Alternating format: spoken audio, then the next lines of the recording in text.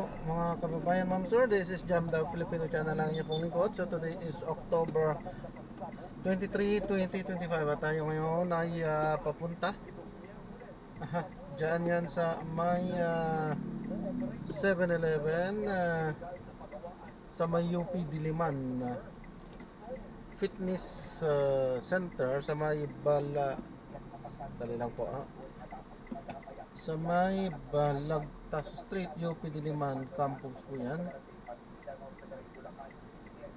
Quezon City. At dadalhin po natin yan sa may Montalban Town East Center, Rodriguez sa Highway San Jose Rodriguez Rizal po yan, no?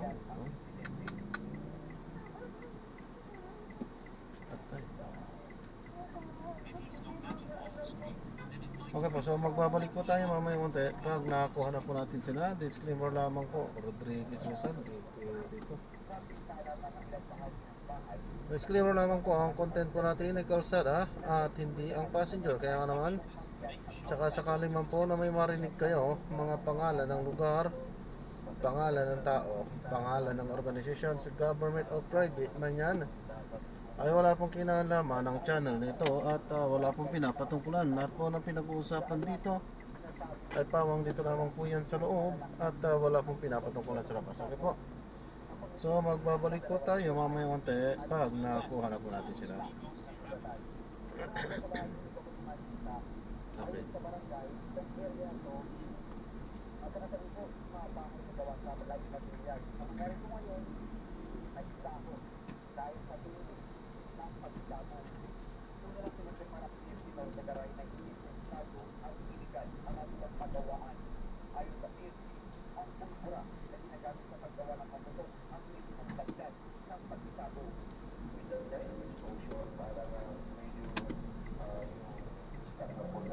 Ayan, habang tayo ay papunta doon ay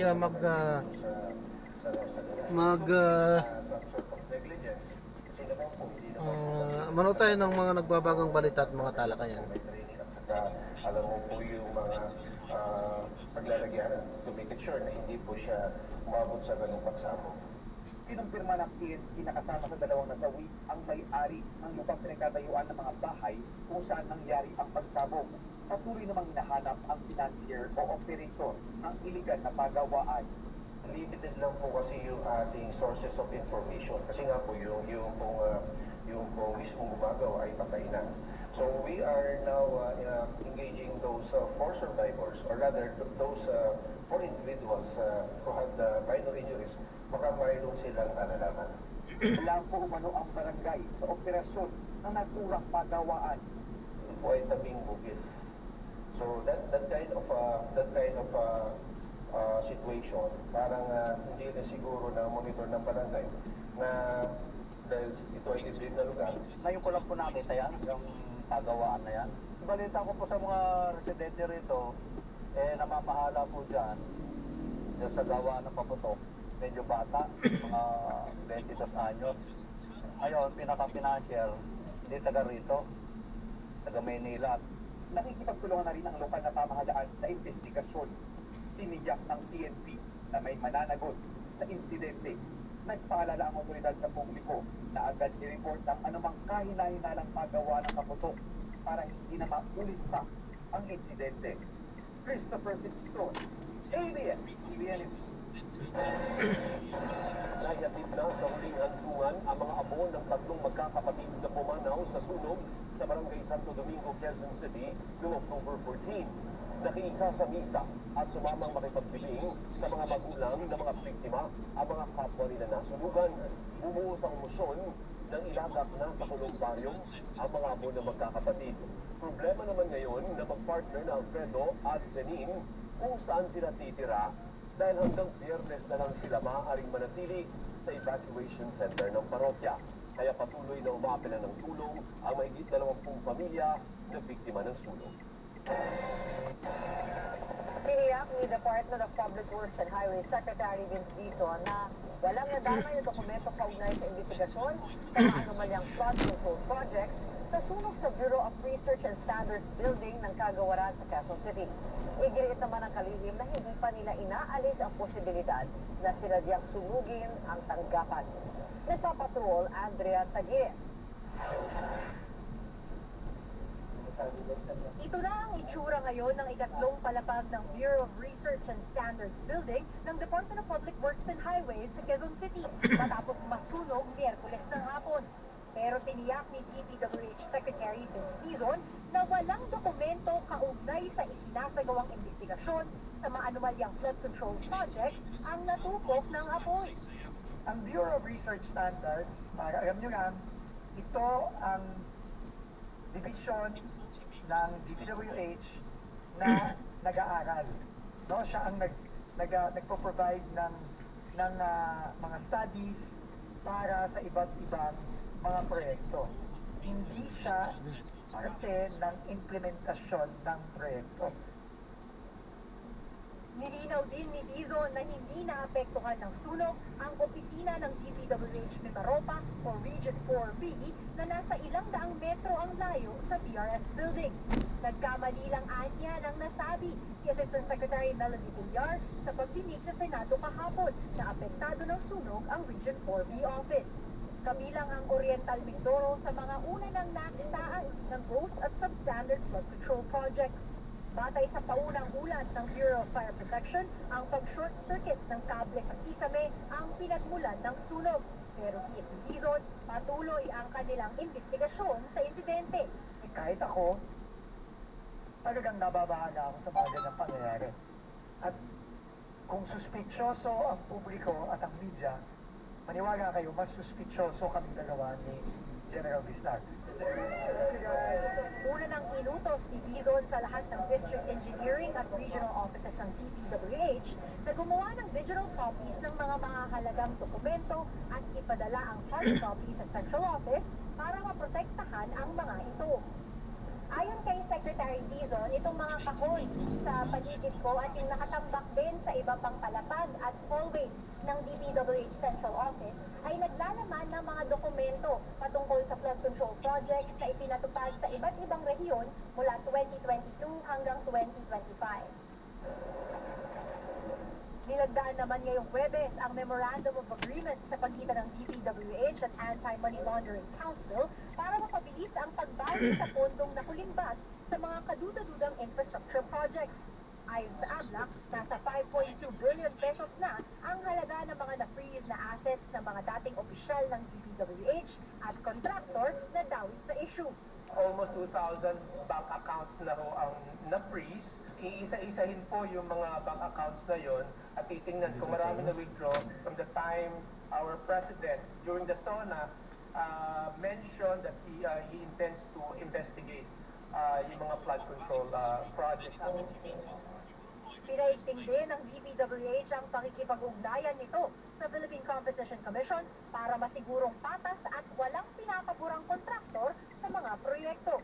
Samantala, hiniling din ni Dizon sa National Bureau of Investigation at sa malalaking business groups sa bansa na magsagawa ng sarili nilang vetting at background check sa mga opisyal na itinalaga niya sa Central Office. Kasunod ito ng mga aligasyong may ilang miyembro ng team ni Dizon na konektado sa mga kontraktor. So ngayon, mag-ano na naman, balik na naman kami sa umpisa. Ayon sa Department of Education, may kasalukuyang backlog na 148,000 classrooms sa bansa. Bukod sa tumataas na enrollment taon-taon, nakikita ring dahilan ang mga kalamidad gaya ng lindol at mga bagyo kung bakit nababawasan ang bilang ng mga silid-aralan, bagay na siniseryoso umano ng pamahalaan.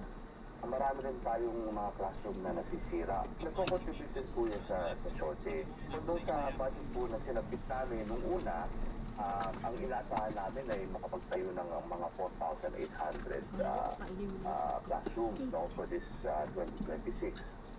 Bukod sa pondo ng gobyerno, sinabi ni Bartolome na nakikipagtulungan din sila sa pribadong sektor para makapagpatayo ng karagdagang classroom. Pero kami mga package na pinuput together kasama ng APB kung saan 15,000 classrooms will be built within the next 2 to 3 years. That's package 1. The next package will be 40,000 classrooms with the help of the World Bank naman to be built in the next 4 to 6 years. Dahil malaki ang kakulangan sa mga silid-aralan, Nananawagan naman si Senator Bam Aquino na i-certify as urgent ng Pangulo ang Senate Bill 121 o Classroom Building Acceleration Program o CAP na layong i-decentralize ang paggawa ng mga classroom. Ibig sabihin, hindi na lang ito magiging mandato ng Department of Public Works and Highways. Kabahagi na rin dito ang mga local government units at non-governmental organizations. Mahalaga po na ilagay na lang po natin yung responsibilidad sa paggawa ng classroom sa mga grupo at tao na kaya talagang gawin ito sa madali ang panahon at sa tamang presyo. Samantala, dahil naman sa pagtama ng sunod-sunod na kalamidad, magpapatupad ng mid-school year wellness break ang Department of Education mula October 27 hanggang October 30. Ayon kay Secretary Angara, dayo ng wellness break na mabigyan ang mga guro ng oras ng pahinga at oras kasama ang pamilya. Hati ang saloobin dito ng ilang magulang. Maganda yung mahabang bakasyon, pero yung lesson sabi nga nung kapitbahay namin na ano pa kayo na mga bata kasi nung nakaraan ang dami pumitang walang pasok. Pabor po sa akin na makabakasyon yung mga bata kasi kami uwi po pa kami ng probinsya.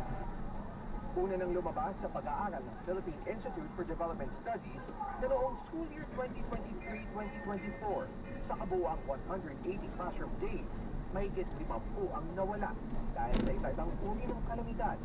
Bagay na malaki ang epekto sa kalidad ng edukasyon. Rafael Bosano, ABS-CBN News.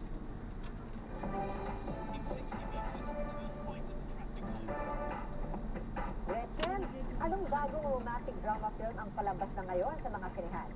At iditampok ang dalawang freelance stars na Sam Morales at Ethan Costanilla sa pinakabagong Hollywood movie na Regretting You. Iikot ang story nito sa pag-ibig at pagbangon ng pamilya mula sa trahedya. Exclusive mula sa Hollywood premiere, nagpapatrol Hollywood correspondent Young Fabin. Kasali ang dalawang Filipino talent na sina Sam Morales at Ethan Costanilla sa ensemble cast ng Hollywood romantic drama na Regretting You, ayon ang pelikula sa libro ng best-selling romance novelist na si Colleen Hoover. Naunang nagkita si Morelos sa streaming movie na Summer of 69 at sa Netflix series na The 90s Show. Salamat po! I've never had a theatrical release before and I'm just like vibrating with excitement and fear and like all of the emotions at all times. If there's one thing that you want audiences to take away from this film, what is it? To hold your people close? I think not to take your relationships for granted and just to pour into the people that love you and that you love. Si Sam ang nagdulot ng mga kwelang eksena sa madramang pelikula, kaya bilib na bilib sa kanya ang direktor nito. Sam was my comic assassin. A joy to have on set, and again, made me laugh all day long. Baguhang aktor naman ang Filipino-American na si Ethan Costanilla na hindi mapigilan ng excitement ng ma-interview ng ABS-CBN sa premiere night ng kanyang big break sa Hollywood. Kapamilya? God! No way! Yeah, oh my gosh, this is so cool! And so TFC, I think. Oh, yeah, they were like, this is like the one network that they wanted me to like get interviewed by, so yeah, this is gonna blow their mind. That was a moment I cannot forget ever in my life. I remember going back home and just seeing her and like almost starting to cry. I like hugged her so tightly. Ayon sa mga bida ng Regretting You, itinuturo ng pelikula na dapat ipaglaban ang tunay na pag-ibig. 1 second. They make me happier than anything in this world, and when I'm on the road working, like I'm so grateful to be working, but I'm constantly just thinking about being home in our bed with my little family. The people in my life, I'm surrounded by beautiful, beautiful people, and I will never take that for granted, so I'm happy I find for them. What are you telling me? Umiikot ang istorya ng Regretting You sa mga karakter ni na Allison Williams at McKenna Grace bilang mag-ina na humarap sa trahedya at nagsisikap na makabangon. Young Chavez, ABS-CBN News, Hollywood. At susunod, exclusive, dalawa pang kadete nagreklamo ng sexual na pang-aabuso laban sa tactical officer ng Philippine National Police Academy. At pabuya inalok kapalit ng impormasyon tungkol sa pagpatay sa radio broadcaster na si Noel Belen Samar. Tuloy-tuloy pa rin ang ating pagbabalita sa pagbabalik ng TV Patron. TV Patrol sa DZMM. Ang programang ito ay hatid sa inyo ng Lemex Forte Pyramid Capsule. Manuwag at paghina, unawang plema. Wasi palaguti, Lemex. Ang programang ito ay hatid sa inyo ng Bingo Plus. Bingo sa saya, basta panalo. Get ready. Some of the biggest names in the world of golf are set to wow sports fans. International Series Philippines presented by Bingo Plus. Debuts in Manila from October 23 to 26 at the prestigious Santa Elena Golf Club. It's more than golf. Enjoy headline concerts, live music, and interactive fan experiences. Tickets are available now at some tickets with free entry on Thursday and Friday. Don't miss this ultimate celebration of golf. International Series Philippines is presented by Bingo Plus. Gambling for 21 years old and above only. Gambling can be addictive. Know when to stop. DZMM. Numero 1 sa aksyon. Ang oras, 5 minuto bago mag-alas 7 ang gabi. Oras hatid sa inyo ng Bingo Plus. Bingo sa saya, plus sa panalo. DZMM. Numero 1 sa aksyon.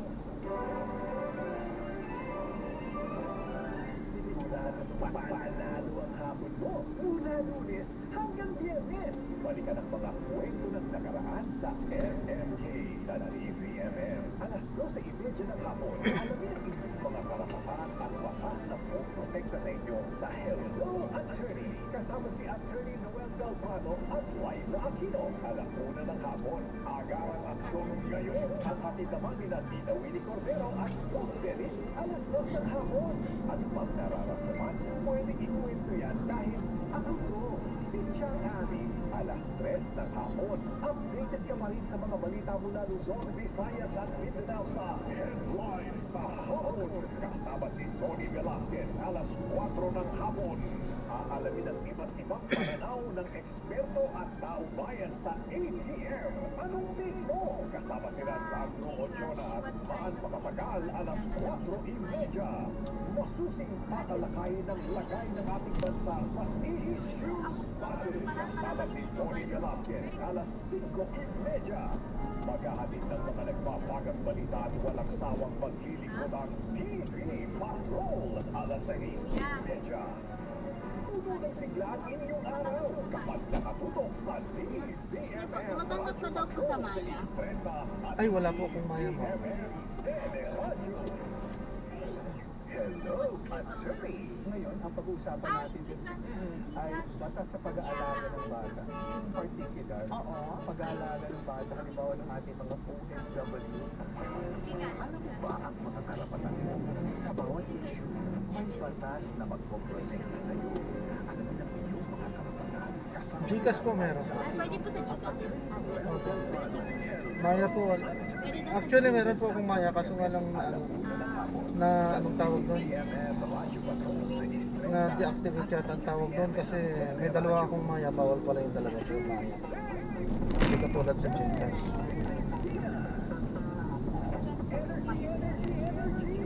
Ang hatid namin tuwing umaga kasama ang mga D66 ng 6 a.m. po ng talakayan, balikaan at kwentuhan. Alvin L. Chico sa alas 6 at kasama si Roy Segoria sa alas 7:30. Lunes hanggang Biyernes sa DZMM Radyo Patrol sa 6:30 at DZMM Teleradyo.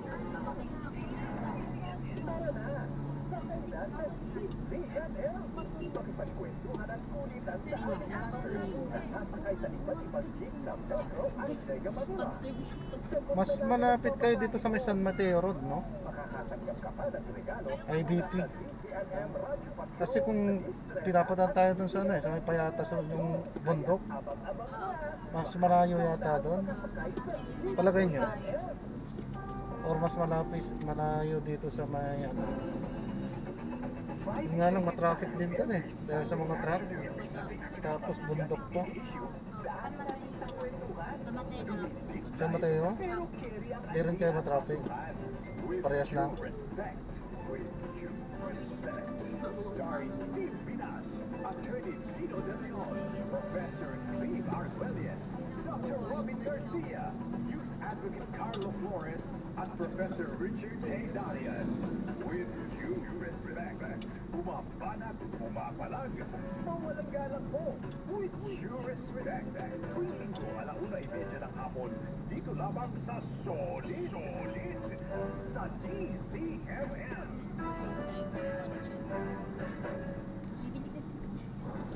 Kapag alam mo sila, oras na ng pagtulong ang kagapay ng bawat pamilya kung tapos kayo sa budget at hindi makapagpakonsulta ng ito po sa Dennis, yun na.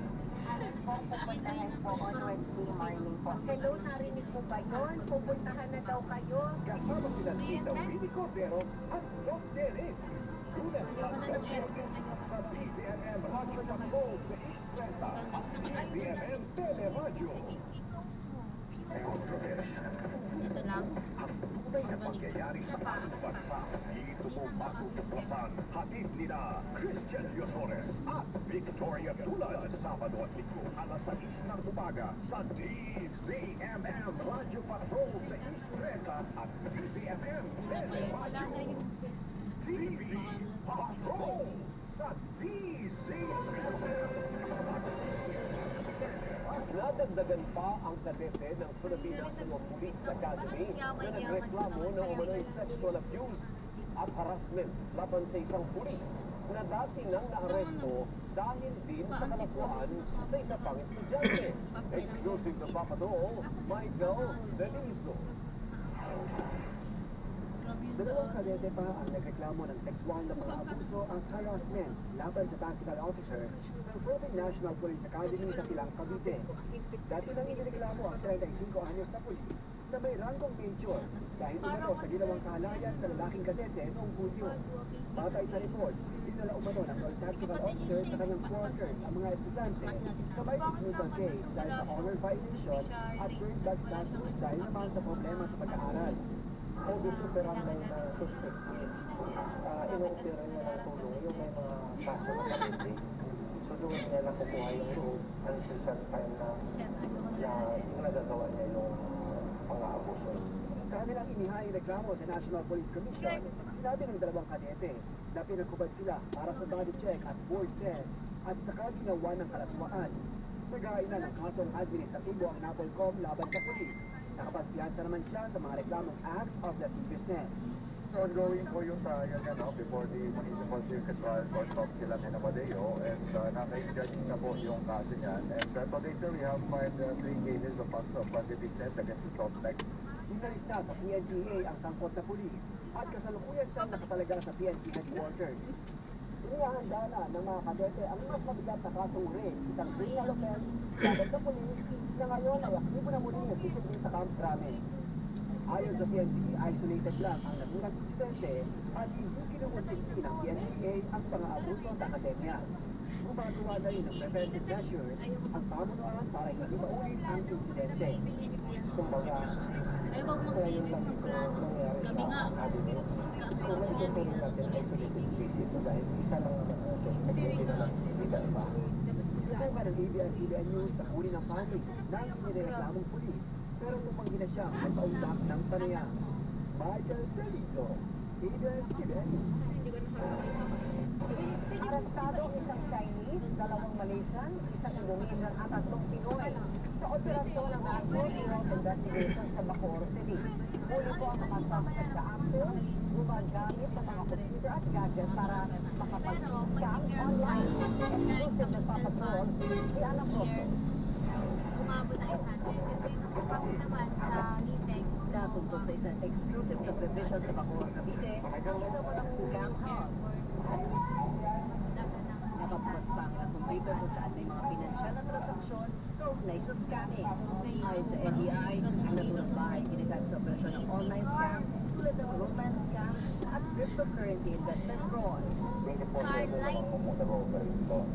At while siya po pupurin sa unit ay pa-account na natin may kasama tayong mga computer experts natin from Dining Office at nakapagkuha tayo ng mahalagang evidensya that would show that indeed itong mga arestado natin system ay indeed computer related code. Pero kung saan natin Ang operasyon ay base sa WAN 13 and examine computer data, huwag ang sinasabing paglabag sa Republic Act 10175 o Cybercrime Prevention Act 2012, particular illegal access, misuse of devices, and computer-related fraud.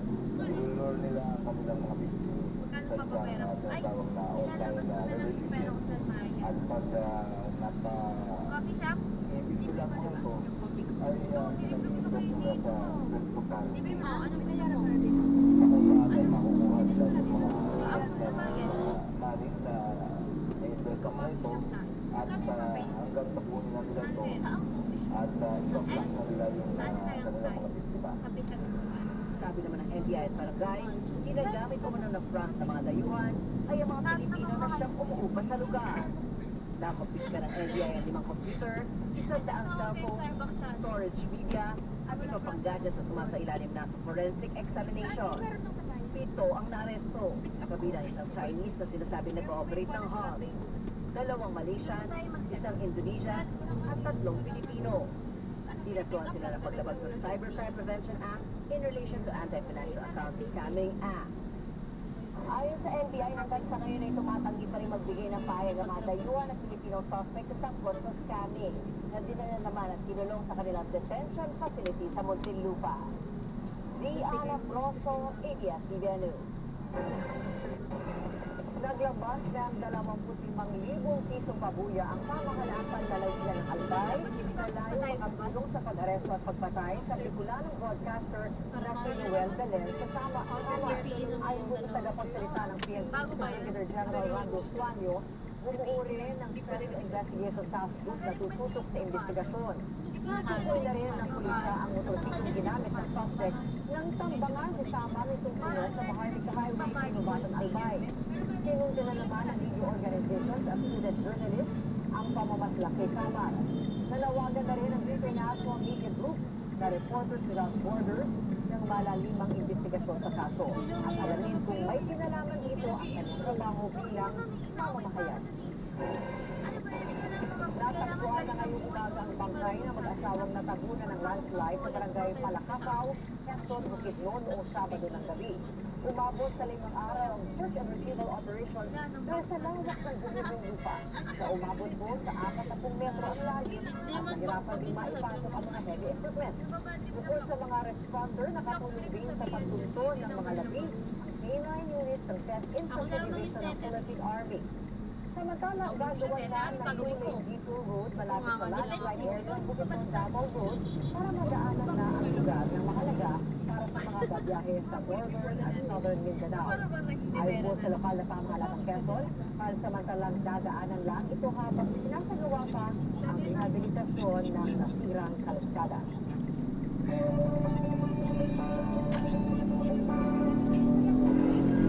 Alamin po natin ang magiging lagay ng panahon mula kay ABS-CBN resident meteorologist Ariel Rojas.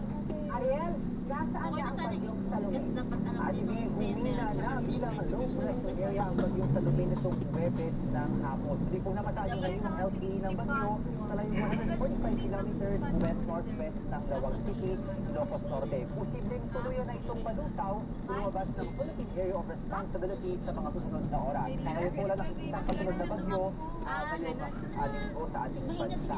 Patuloy naman ang pag-iran ng Intertropical Convergence Zone o ICDC dyan po itatalawan sa bahagi ng Visayas at ng Mindanao. Magamulan pa itong ICDC sa mga lugar na iyan at mula po rito ay pwede na buong panandaliang low pressure area na hindi naman inaasahan bagyo.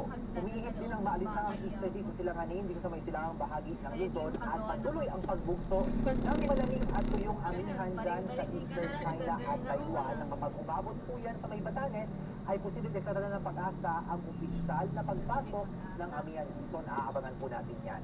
Sa rainfall forecast ng The Weather Company para bukas October 24 sa Luzon, maghapong iaasang kalat-kalat na ulan sa may Cagayan, Isabela, Aurora, Quezon at ilang bahagi ng Kabikulan dahil sa Easterly. Meron din pagulan sa hapon sa ilang lugar sa may Central Luzon at ang pagsapit ng gabi may kaunting ulan pa sa may Eastern Luzon. Sa Palawan naman, buong araw maulan sa gitna at tibugang bahagi ng probinsya dahil sa ICD at potensal na mabubuong LPA. Mag-ingat po dahil pwede yung mga pagbaha at pagguho ng lupa. Sa Visayas, pero may mga daraang ulan sa ilang lugar sa umaga at tanghali at bandang hapon may kalakasan po ang buhos ng ulan dito sa may katimugang bahagi ng Negros Occidental at sa gabi, pero pang konting ulan sa ilang lugar tulad po ng Eastern Samar at ng Aysén. Sa Mindanao, umaga malakas ang ulan dyan sa Tawi-Tawi, uulan din bandang hapon sa bahagi po ng Sulu, Zamboanga Peninsula, maging sa may Soccer din at dito po sa ilang lugar sa may Davao Region. Pagkapit ng gabi, meron pang konting ulan sa may Northern Mindanao at Zamboanga, Sugay. Ay naman po sa Metro Manila, ang araw ulit yung umaga, pero bandang tanghali po at alas 3 ng hapon, may katamtamang tsansa ng pagulan dahil sa thunderstorm kaya huwag kalimutan yung mga payo. Minus lahat. At yun ang update sa lagay ng panahon. Ako po, Ariel Rojas, ingat sa pamilya. Dapat mabalik yung TV Patrol, dalawang pong ng DPWH sa dalawang kontratista. Sinapan ng reklamong graft at conversation of fund sa ugnay ng mga manumalyang flood control project. Jericho Rosales and Janine Gutierrez muling magtatampal. Pero na yung ano, sa batahan ng Tuloy pa rin ang mga huli. balita sa pagbabalik ng TV Patrol. Patrol. Magbabalik ang TV Patrol sa Pinsulit ka naman. DZMM. Sa dulo ka naman. Yolo Pascual po, sa Ubo at Hika, may Flemex 40 Seal and bottle. Pero para sa ginhawang kailangan agad, may Flemex 40 capsule and blister pack. Madaling bitbitin, kayang ibulsa, gawa sa natural na lagundi at tumutunaw at nagpapalabas ng flema. Convenience na, ginhawa pa. Flemex 40 lagundi and capsule. Basta lagundi, Flemex. Baka naman sa akin, Reo. Bakit Flemex 40. If symptoms persist, consult your doctor ang dalang flema. Tigilan mo po, maluwag ang paghinga sa Flemex 40. Basta lagundi, Flemex. Ang Flemex 40 lagundi capsule ay mabibili sa pangunahing butika o drugstore na malapit sa ang mga titik ng 6 a.m. buong ng talakayan. Balitaan at kwentuhan. Alvin and Chico sa alas 6 at kasama si Doris Nicoya sa alas 7:30. Lunes hanggang Biyernes, CMM Radyo Patrol sa Estrella at CMM Teleradyo. Habang nasasagot, sisirin ko pala kasi iba yung sagot ni Ana. Kung palagay ninyo delikado ako dito, no? Sigurado po tayo dahil ba? Ang mahirap magtrabaho, Pagpasok pa lang sa opisina, di ba? Struggle na, no? Kasi nga po, napaka-traffic. Tapos, minsan, demanding pa yung boss mo. Si Sir kasi. Tapos napakaliban ng May sweldo. Sir yun, masyadong mabait. O kaya naman, challenge, na-assign kayo sa napakalayong Last lugar. time sinabi ko Napakahirap na, ng may binulong ako sa kanya. dinaranas. Sabi niya, parang ka nagbibigyan nila. Oo, te. Tapos, yung alam niyang may nahuhuli na siyang nag-cheat. Wala man lang siyang sinabi sa akin. So, divided by 2, yung kalahati, yung 500,000, maghahatian Si Sir ulit yung ng patas ng mga anak ni ate, no? So kung 10 ang kanyang anak, di 60,000 siya. Kung halimbawa, dalawa ang anak ng isang kapatid ni ate, no? Wala na din. Tig 250,000 sila. Yun yung tinatawag na per person. Lanlan Cortez, magandang gabi. Long time no see ang Lanlan Cortez dun sa Puerto Princesa City sa Palawan. Kapag namana po ba ng nanay ko ang lupa galing sa magulang niya, conjugal property ba nila yun ng tatay ko? Tapos nakatitulo na po sa kanilang dalawa ang lupa.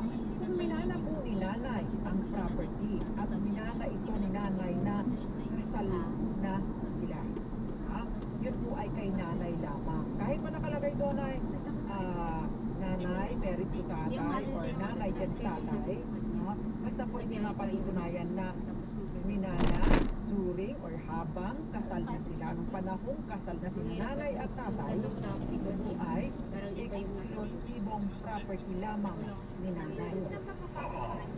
Kapag po halimbawa may mag-asawa na, pagkatapos na sumana, sila ay panahong kasal na.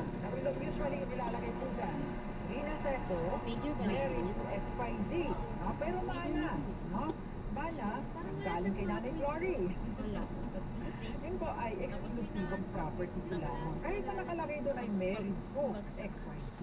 Dahil yung pong married to XYZ, yun po ay description or paglalarawan lamang kung ano ang status, ang civil status ko nung panahon minanak ko ang property ko. Sabi ni Ricardo Messina, sabi niya, oy, very lucky mga law students ngayon if they are listening and watching Usapang Legal. Thank you very much po. Thank you very much. Napaka-inspiring ng message ni Ginoong Lamlan, Ginoong Ricardo Messina. Okay, naghahanap pa tayo ng iba pang mga questions. But, commercial na pala tayo. Ito, last na lang muna before we pass to commercial. Ay, attorney, US citizen na po ako, natural, no husband, no child. I have properties in the Philippines. Pwede ko ba ibigay sa isang pamangkin ko lang how to do it po? No? Kapag ka po kayo ay nawala at wala po kayong will, no? Lahat ng properties ninyo sa Pilipinas ay pagmamanahan ng inyong mga tagapagmana ay mga susunod na tagapagmana. Sino yun? Mga kapatid ninyo. Kung wala na kayong kapatid, mga pamangkin. Ngayon, kung wala po kayo, kasi ang isa pong taong single at wala namang magulang na naiwan, walang anak na naiwan, ay may karapatan na i-dispatch ang lahat ng kanyang mga naiwan kung kanino niya naisip. Kung meron siyang live-in partner nung siya'y nabubuhay pa, pwede po niyang ibigay doon lahat. Kung meron siyang kasambahay na minahal niya dahil nag-alaga sa kanya ng mahusay, nagsilbi sa kanya ng mahusay nung siya ay nabubuhay pa, pwede po niyang ipamana doon lahat ng kanyang mga naiwang ari-arian. Kung meron siyang kapitbahay na nagbalasakit sa kanya at natuwa siya, pwede niyang ipamana yung kanyang mga ari-ariang naiwan sa kanyang mga sa kanyang kapitbahay, kahit pa meron siyang naiwang kapatid sa pamamagitan ng kung walang will, automatic sa kapatid, o kaya ay kung wala ng kapatid sa mga pamangkin. Magbabalik pa po ang Usapang Legal. Ilan po muna mga paalala. Diyan lamang po kayo. Kayo'y nakikinig sa Usapang Legal kasama Attorney Rina Seco. This contract is brought to you by ACS Manufacturing Corporation, ISO certified, maker of world-class quality Pride detergent. Champion detergent. Mababa naman. Didurog yung akin. Mababa naman. So, mainit lang, tsaka masikip talaga. Kaya tiis tayo doon. Tiis sila. Walang special treatment, walang aircon, walang basta kung anong dinadanan ng nagnanakaw ng 100 dito sa SM, pagdadaanan ng nagnakaw ng 100 milyon. Pinanggihan ng Pasig City Regional Trial Court Branch 159 ang hiling na hospital arrest ni Kingdom of Jesus Christ's leader, Pastor Apollo Kibuloy. Ayon sa korte, matay sa clinical abstract na in-issue ng kanyang attending physician sa Pasig City General Hospital, bumuti na umano ang vital signs ng pastor at wala na umanong iniinda pa ito mula noong September 25. Na-clear na rin umano siya para ma-discharge sa pulmonary, cardiology at nephrology services. Kaya wala nang nakikitang dahilan ang korte para isailalim pa si Kibuloy sa hospital arrest. Iginiit din ang korte na nabigyan siya ng wasto at sapat na atensyon medikal ng mga kwalifikados health professionals mula Pasig City General Hospital. Matatandaan na kiniling ni Kibuloy na ilagay siya sa hospital arrest sa Philippine Heart Center o kaya ay medical city. Si Kibuloy ay naharap sa mga kasong tukaw of qualified human trafficking. Iminungkahi ng isang consumer group na ilagay sa time deposit ang bilyon-bilyong pisong bill deposit ng mga consumer ng Meralco. Pero para sa isang dating commissioner ng Energy Regulatory Commission, hindi na dapat naniningil ng deposito ang Meralco gaya ng ilang electric cooperatives sa mga probinsya. Sa tansya ni Francisco, mga 2 taon na silang nagbabayad ng bill sa kuryente bago pa dumating ang due date. Maaga raw kasing nagpapadala ng pera ang misis niyang OFW sa Dubai, kaya hindi sila umaabot sa disconnection notice. Pag September, na dati kasi, nag-aaral yung anak pag ko, September na, bukod sa 15 nag-aaral, na, malapit meron na yung siyang Christmas, tapos yung mga sideline sa isasadyan sa Ay, trabaho. Kailangan niya ng internet. Ibig sabihin, mga 1 taon na lang ang bubuluin ni na Francisco sa pagbabayad ng kanilang bill sa kuryente on or before the due date para makuha nila ang kanilang deposito o bill deposit. Pero alam niyo ba na marami palang electric cooperative sa probinsya ang hindi na naniningil parang ng wala bill man lang deposit? napabalitain. Ang bill deposit na katumbas ng isang buwang bayarin ay lehitimong singil na pwedeng hugutin sakaling hindi na nakakabayad ang consumer. Nire-refund ito sa consumer kapag nakatatlong taong walang palyang nagbabayad on or before the due date. Pero may 8 electric cooperatives sa Luzon, Visayas at Mindanao na kinayang hindi na maningil ng bill deposit. Nung tinanong namin, sabi nila, okay naman daw yung collection efficiency nila, so hindi na nila kailangan mag-require ng bill deposit. Ang co-op kasi, sumusunod lamang yan sa patakaran at sa kung ano yung sinabi ng ERC. That's the reason why we also collected bill deposit, majority of the electric cooperatives.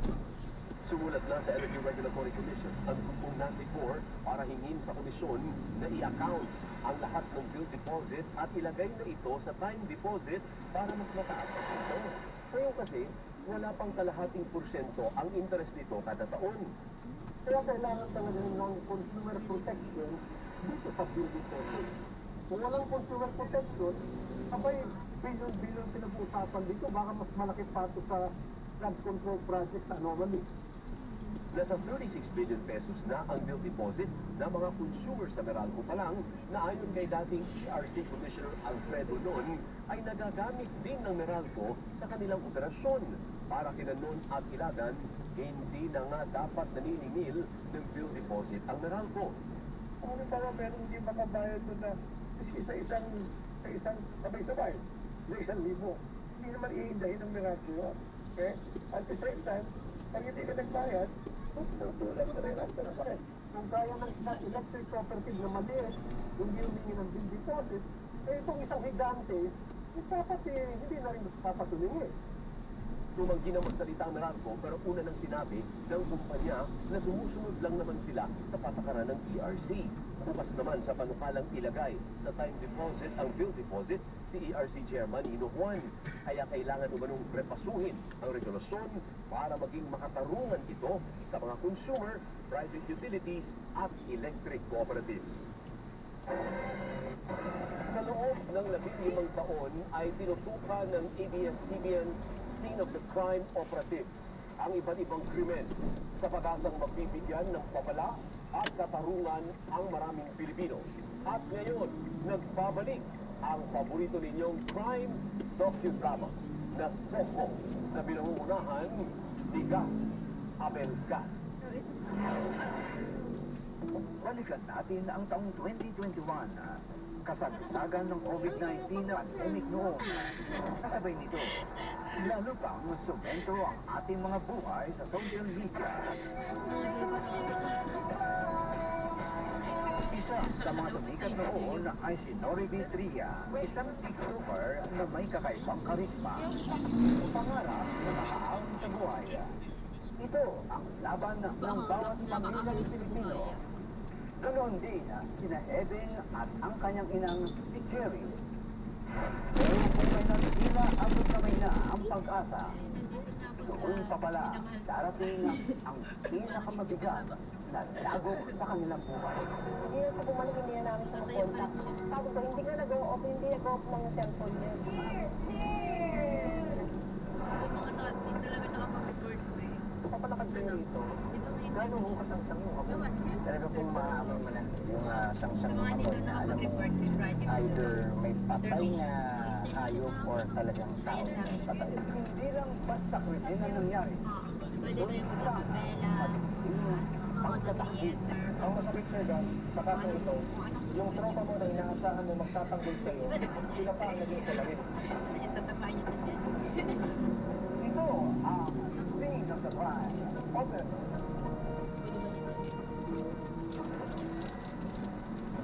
Abangan ang Soko bukas October 24. Streaming yan by 1. Ang mga nakalinyang preso para sa celebrity couple na sina Jericho Rosales at Janine Gutierrez. Alamin! Abangan ang iba pa mga balita sa pagbabalik ng Patrol. Magbabalik ang TV Patrol sa TVMM. Dalawa siguro video sa ngayon, isa lang ito kasi saan sa upuan, mas inupuan nila yung sabi niya, sige to, tapos ayun, inupuan niya. Kontrobersya ng ang tunay na pangyayari sa ating bansa. Dito mo matutuklasan hatid nila Christian Diosores at Victoria Tulan. Sabado at Linggo, alas 6 ng umaga sa TVMM Radio Patrol sa East 30 at TVMM Teleradyo. Piling ko kasi talaga seryoso. Energy! Ang hatid namin tuwing umaga kasama ang mga tipiksik ng 6 a.m. ng talakayan. Ikaw yung may characteristic. Sa alas 6 at kasama si Joyce Segovia sa alas 7:30 Lunes hanggang Biyernes sa TVMM Radio Patrol sa East 30 at TVMM Teleradyo. Pagbuhay at kabuhayan ang nakataya. Kailangan ng mga tagapagbalitang maaasahan at mapagkakatiwalaan. The morning news team you can trust for the news that really matter. Mga balitang kumpirmado, sigurado, araw-araw sa inyong morning news team. The Mana, no? Yung legal na tagapagmana, maghahabol at pagkamayan na, hindi talaga yan anak, hindi yan ampon, hindi yan dumaan sa legal na proseso, hindi yan totoong anak, simulated lang yan. Wala akong makakatanggap, hindi out of the way, wala akong matatanggap yung inampon. In fact, kahit pa po, wala na ang mga magulang nitong nag-ampon, no? At ang nabubuhay ay kapatid na lang nitong nag-ampon. Tapos, ay ampon, simulated birth, no? Yun pong kapatid nitong namatay, pwede po niyang questioning ng pagmamana nitong ikaruga, no, ng kanilang kapatid. Dahil, sila no? In the absence of a will, may ang magmamana yung mga kapatid na. Kaya again, napakahalaga po ng proper documentation na George Aquino, magandang gabi, Michael Manalo, I would assume Vargas ito, Bemar Vargas, magandang gabi sa iyo, Maricel Tabo, din sa iyo, Tipay Tinetro, magandang gabi sa iyo. Binabaliktad kasi yung mga pangalan nila kaya mahirap basahin. Magandang gabi, Vince Vidal, si Miss Teresita at yun, ay habol ko, we have 1 minute left. Sabi niya, attorney, kasama ba sa price ng lote sa family home? Pwede ba sabihin family home yung mas mahal ang zonal value sa property kahit hindi doon nakatira at yung ID ay hindi doon ang address? Dapat po yung actual na tinitirahan. Permanente, hindi na balik-balikan. Hindi vacation house. So dapat po Ma'am Teresita Atienza, yun pong talagang tinitirhan, yung permanenteng tinitirhan, no? Hindi bakasyonan lamang, no? May pagkakataon po na iba yung address yung sa ID dahil hindi na na-update, pero kailangan po para po ma-claim ninyo ito yung family home, kailangan po mapatunayan ninyo na yun yung talaga ang permanenteng tinitirhan ninyo at may binibisita lang kayo or tinutulugan lang kayo or pinagbabakasyon lang kayo na ibang lugar. Now, ang question ninyo is kasama ba yung lupa, no? Doon sa deduction sa family home? The good news is, yes, no? Yung lupa, kung saan nakatirik or kung saan nakatayo yung bahay, yung family home, kasama po yun doon sa 10 million. So, sa consideration noong 10 milyon family home deduction sa settlement sa estate tax. Pero kung halimbawa po, no, ang halaga ng bahay o barong-barong lang, no, halagang kalahating lamang, pero ay ang lupa na nakabili dito sa Makati, no, di ba? Mahal ang lupa dyan. So pati yung value ng lupa, bagaman at maliit lang ang value ng bahay, sama po sa dyan. Legal! Anyway, thank you very much po sa mga nakapuntok sa atin. Ayun na, another weekend. I hope meron po tayong natutunan tonight at ng Tuesday. Magsama-sama po ulit tayo on Tuesday, same time, same station, same social media platforms. And of course, if you have questions, ipadala nyo lang po sa akin, sa aking private page po para mabasa po. Huwag po ninyo doon ipapadala sa DZRH News or DZRH News TV. Wala po akong access doon. Pero yung po mga binabasa ko dito, yung mga pinadala doon sa aking page. No? Hindi ko naman sa pinupromote. Whether you follow it or not, okay lang po yun. Pwede po kayo magpadala doon. Doon po kinukuha yung mga questions na binabasa ko dito. But of course, yung mga pinapadala nyo real time dahil minomonitor ko po ang inyong mga messages. Again, magandang gabi po sa inyong lahat. At nakasama ko po si Jeric Barreto. Sino pa nandyan? Si Billy Domingo. Si Norman Moraga. And of course, mga taga DZRH News Television at MMG IT Department, thank you very much. Ako pang kanyari ng bayan at Sir Nivina Seco para sa DZRH. Una sa Pilipinas, Ito. Ang pagkakaroon ng sariling bahay ay nananatiling mailap para sa marami nating kababayan. Kaya naman, nagsusumikap ang pamahalaan na palawakin ang ating programa, pabilisin ang mga proseso, at padalimin ang suporta sa sektor ng pabahay. Natalakay din ang expanded pambansang pabahay para sa Pilipino program, kung saan saklaw na ng pag-ibig ang pagpapautang para sa horizontal housing structures o mga pabahay na nasa loob ng townhouse o subdivision at single detached house. Ibig sabihin, ang isang pag-ibig member ay pwedeng umutang ng hanggang 300,000 pesos sa pamamagitan ng short-term loans para sa pagpapaayos at pagpapaganda ng bahay sa interest na 3 at 6.25%. Naintindihan naman namin na hindi lahat pa ay nakahanda ng home ownership. So meron din kaming tayong idinagdag na rental housing para yung hindi pa maka-afford mag-amortize or talagang ayaw pa nilang magkaroon ng bahay, rental lang gusto nila, meron din kaming rental housing program. Nakiisa rin si Pangulong Marcos sa pagdiriwang ng ika-124 na anibersaryo ng pagkakatatag ng Philippine Coast Guard o PCG.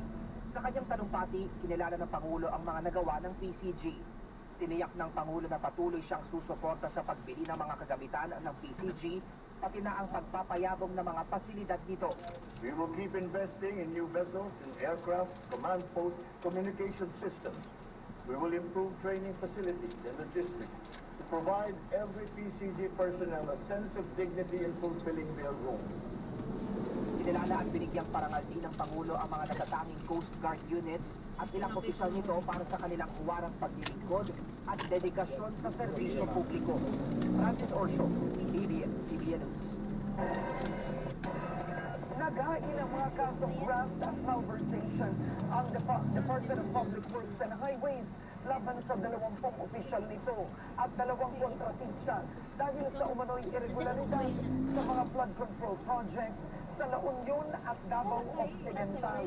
At live mula sa tanggapan ng Ombudsman sa Quezon City, nagpapatrol Cassandra Salonga.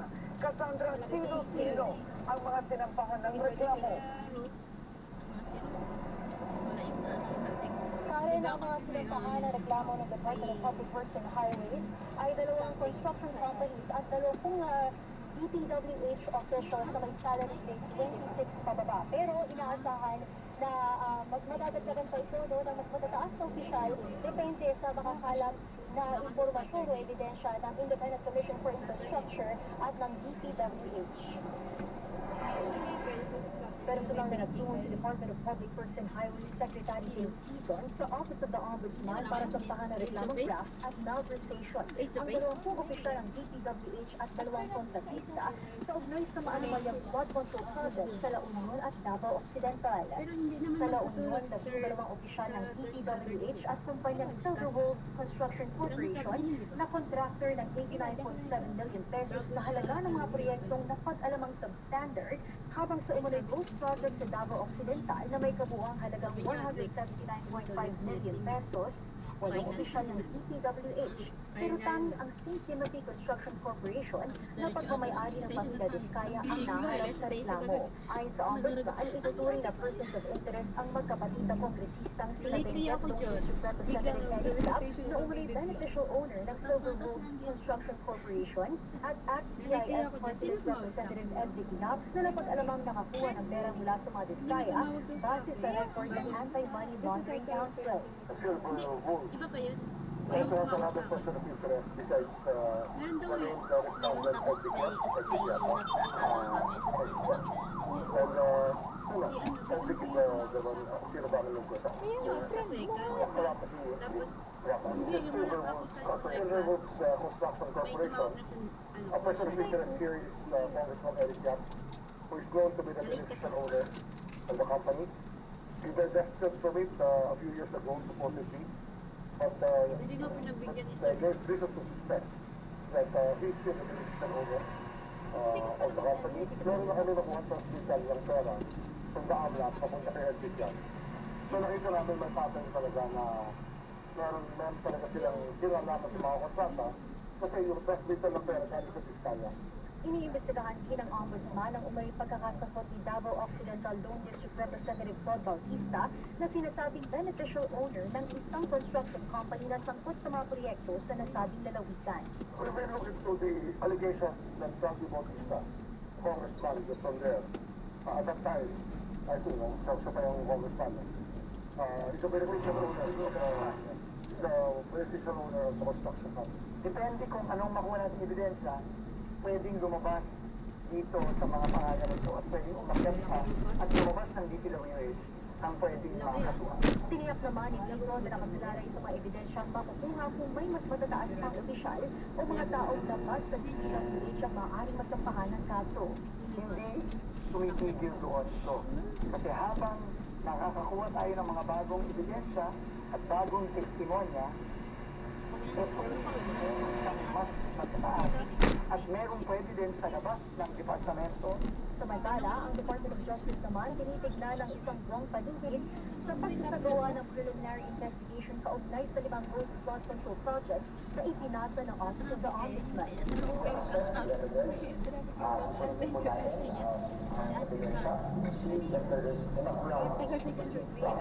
Kaugnay naman sa aplikasyon ng Witness Protection Program, sinabi ni DOJ Undersecretary Jessie Andres na kailangang ibalik muna sa gobyerno ang mga nakaw na pondo batay sa ilalim ng Memorandum of Agreement na pirmado ng state witnesses. Kaya nag-asal kasi na nakauwi na yun. Karen, Ano naman dahil ako dahil na ng International for Infrastructure, ang mga reklamong sinampa ng DPWH ay dediretso na ito sa preliminary investigation ng Ombudsman na tatagal within 60 days. Kailangang magsumite ng counter affidavit ng mga sangkot na patadalhan ng subpoena. Sinabi rin ng Ombudsman na maglalabas siya ng dismissal order sa mga sangkot. Balik sa'yo, Karen. Maraming salamat, Cassandra Salonga. Samantala, nagpaliwanag si dating Ombudsman Samuel Martires sa desisyon niyang katigan ang motion for reconsideration ni Senator Joel Villanueva kaugnay ng 2016 dismissal order mula kay dating Ombudsman Conchita Carpio Morales. Ayon kay Martires, napapanahon ang paghahain noon ni Villanueva ng mosyon at kalaunay na ibasura na rin ang 2 kaso laban sa kanya.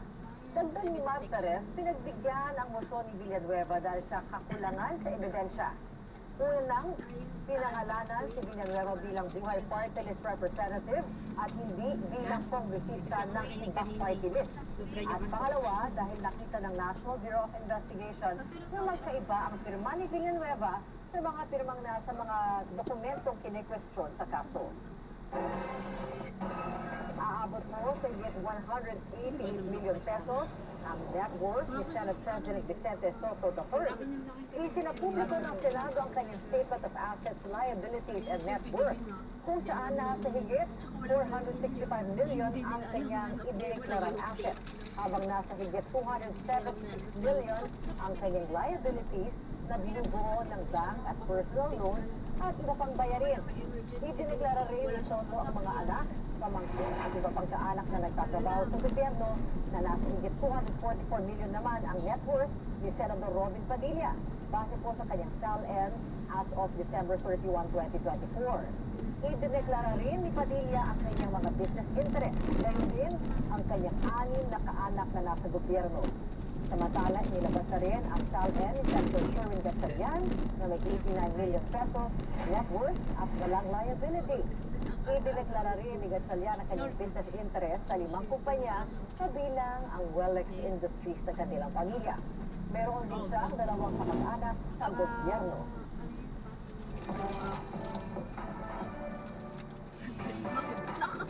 Matapos ang 2 X-rated, nakakuha na ng RAC mula sa MTRCB ang kontrobersyal na pelikulang Green Boy. Samantala, isang espesyal na screening ng biopic ng Quezon ang ginanap sa makasaysayang Metropolitan Theater sa Manila. Nagpapatol ang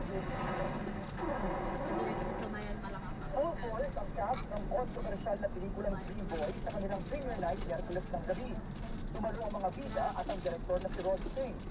Bago ang premiere, nakatanggap ito ng 2 sunod na X-rating mula sa MTRCB na ayon sa kanila, ang unang 2 bersyon na isinumite ay inappropriate o hindi nararapat for public viewing.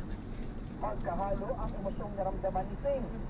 Kaya ako kasi nabigyan kami ng sorry at the same time kasi nakakaiyak kasi parang kailangan mong pagdaan lahat na yun. Dahil ipinangako ni Singh sa LGBTQIA+ community, lalo na sa trans community, nagtentro ng kwento ng Green Boy na may palabas ito sa sinihan. Inadjust ni Singh ang eksenang tinukoy o pinuna ng MTRCB. Sa parang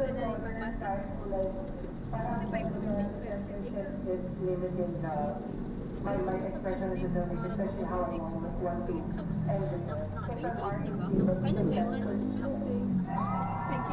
Samantala, ang screening ng biopic ng Quezon ang inorganisa ni Karil sa Metropolitan Theater. Present ang cast ng pelikula at bago ang screening, nagkaroon pa ng musical performances. Extra special ang screening na ito dahil sa mga mag-ibigay ng bawat business na nabili. Kasama ang San Diamond Foundation, we are collecting funds for Filipinos in America and in the Philippines para naman makapanood ng libre ang mga public. Mabaya si Jericho sa box office performance ng pelikula. All out bilang support ng girlfriend niya si Camille Gutierrez. Ako bilang excited ko sa pelikula. Not for anything, pero dahil maganda talaga siya. Yeah, I just like to After ng Quezon, what's next for Jericho? There are movies lined up. We're also working on a film together. We have a TV show offer. So together then. Don't mind na kahit sa work makasama rin kayo. Sama na kayo. No, I don't mind. Kasi siyempre it's so easy to work with Ego kasi ang galing niya. I always want the best for everything. Yes. Yeah! I mean yes to that. MJ Felipe, ABS, Yan News. Susunod, Maki at aces of P-Pop BGYO, rumampa sa runway. Yan ang iba pang mga balita sa pagbabalik ng TV Patrol. TV Patrol sa DZMM at DZMM Teleradyo. Panalo ang hapon mo. Una lunes hanggang Biyernes. Balikan ang mga kwento ng nakaraan sa MMK sa DZMM. Alas 12:30 ng hapon, alamin ang inyong mga karapatan at batas na pumoprotekta sa inyo sa Hello Attorney. Kasama si Attorney Noel Beltrado at Liza Aquino. Alas 1 ng hapon, agarang aksyon ngayon ang hatid naman nila Tita Winnie Cordero at John Denny. Alas 2 ng hapon, at pag nararamdaman, pwedeng ikwento yan dahil ako to, si John Abby. Alas 3 ng hapon, updated ka pa rin sa mga balita mula Luzon, Visayas at Mindanao sa Headlines sa hapon. Kasama si Tony Velasquez, alas 4 ng hapon. Aalamin ang iba't ibang pananaw ng eksperto at taubayan sa ATM. Anong take mo? Kasama sila Sandro Ochona at Maan Pakapagal alas 4:30. Masusing tatalakayin ng lagay ng ating bansa sa Issues Spotted. Kasama si Tony Velasquez alas 5:30. Maghahatid ng mga nagpapagang balita at walang sawang maglilingkod ang TV Patrol alas 6:30. Tulo ng sigla ang inyong araw kapag nakaputok sa DZMM Radio Patrol sa 6:30 at DZMM Teleradio. Ganado ang Sabado, lalo na kung sisipunan sa mga balita at kwento mula sa mga regiyon, hatid ng Yan Tayo, kasama sina Noel Alamar at Denny Datu. Sabado, alas 4 ng madaling araw, eksklusibong ulat at pahayag mula sa iba't ibang sangay ng pamahalaan at mga usapin ng bayan. Malalaman mo kung anong ganap. Kasama sina Christian Diosores at Victoria Tulan. Sabado, alas 6 ng umaga. Walang balitang malalampatin sa Radio Patrol Balita Weekend. Alas 7, lahat ng nangyayari, alam mo, na mismo. Sa Balita Antemano, kasama si Robert Mano. Sabado, alas 7:15 ng umaga. Ang pagmamalusog at magpapasigla ng ating umaga, pinasigla. Kasama sina Doc Ted Herbosa, Doc Albert Domingo at Dina Marasigan. Sabado, alas 8 ng umaga. Susundan pa ng programang hatid ay balita, serbisyo at aksyon para sa manggagawang Pilipino. Aksyon Kole sa DZMM. Kasama sina Mutya ng Basa, Doris Vigornia at Atek Lane Serrano. Sabado, alas 9 ng umaga. Mga kwento ng tagumpay at mga usaping pampamilya. Hatid si Tita Winnie Cordero sa Win Today. Sabado, alas 10 ng umaga. Pag-asa at ginhawa naman ang hatid ng Servisyong DSWD for everyone. Kasama sina Alvin El Chico at Jen Guevara. Sabado, alas 11 ng umaga. Ano bang panahon at sitwasyon? Lahat tayo ligtas dapat. Ligtas dapat sa tulong at payo ni Ariel Rojas. Sabado, alas 12 ng tanghali. Times 4 ang saya ng talakayan. Balitaan at kwentuhan sa 4 alas. Kasama sina Michael Mahatin, Professor Gito David, Alan German at Secretary Ronald Siamat. Sabado, alauna-30 ng hapon. Pwedeng-pwede mo ihahari ang nararamdaman sa Safe Space. Kasama si Teacher Nina Zamora. Sabado, alas 3 ng hapon. Alamin ang pagkita ng pagkuhan ng ibang-ibang sa Pasado Servicio. Kasama si Michael Servicio. Sabado, alas 4 ng hapon. May init na balita ang hatid ng TV Patrol Weekend. Sabado, alas 5:15. Siyasatin ang mga isyu kasama ang profesor ng bayan, Ricky Rosales sa... Muli, this is Dr. Emilian. Mag-iingat po tayong lahat. Healthy Minutes, hatid sa inyo ng FX3. Mama, sama tayo palaasan, gusto nyo. Mama, daming champion detergent ang gamit ko.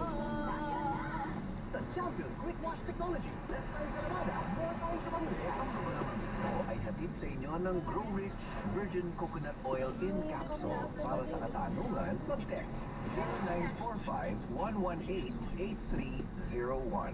Subtext 0928-890-7077. Ang dami-dami talagang mga sakit ngayon. Kaya para malaman paano ito maiiwasan at malulunasan, tayo na makinig sa ating programa, Luna. May luma ka dyan. Balik tayo sa ating talakayan sa programang Lunas. Kasama niyo pa rin po Cheska San Diego Bobadilla. Hanapin niyo rin po ako sa Facebook, yung aking page. Yung buo ko pong pangalan, Cheska San Diego Bobadilla. I-follow. Radyo. Dito. Lema. Mabab. Napaka-sensitive nga po ng kids natin, kaya dapat healthy ito palagi. Pero, Matit at kulang sa classroom. Matipilitan ngayon yung mga ang laman. Mga benign, mabait na mabait ang klase ng bukol. Pero kung ito nga, natamaan ka ng kidney cancer, pagtutulungan pa rin natin sa tuloy na 5 years combination yan ng tambakol. Oo, at iwasan mo na kumain ng mga pagkain magpapalaki lalo ng bukol na yan, magpapalala ng cancer tulad ng baboy, baka, manok at itlog, lahat ng processed food, iwasan mo po yan at magpunta ka sa ating free consultation. Yan. Pwede kang pumunta sa San Fernando, Yan o ka, may iwan ngayon. Nakapulten eh. San Nakapota eh. Fernando, Sa Pampanga. trabaho. Wingilan. Sa Bisbaga, nakapota. Pero kasi pinakulin lang kaya wala akong business. MacArthur Highway, Gloria, San Fernando, Bigat Pampanga. naman. 100 meters last flyover ng San Fernando. Tapos punta ako dito ng motorcycle. At Bigat naman. flower shop.